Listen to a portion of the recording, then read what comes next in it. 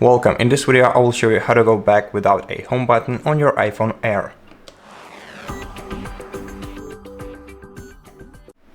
So the first solution is gestures. You can go back to the previous page on your iPhone if you hold your finger on the left edge of your device and move it to the right side, and this way you can go to the previous page or the previous screen.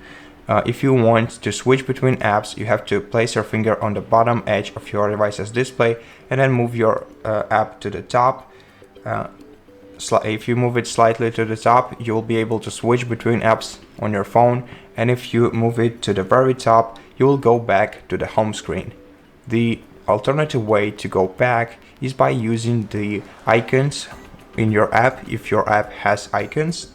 So for example, this app has an arrow icon in the bottom left corner. Sometimes they're located in the top left corner of your screen. If you tap on this icon, it will go back to the previous page.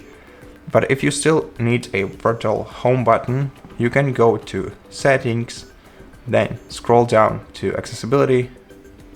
In Accessibility, find Touch in Physical and Motor category and open it. Then go to AssistiveTouch and switch the toggle to the right. Then you will enable the circle on your screen. If you tap on it and tap Home, you'll go back to the home screen. And that's how you can go back without a home button on your iPhone Air. Thank you for watching this video. If you liked it, consider subscribing to our channel, leave us a like in the comment below, and I'll see you in the next one.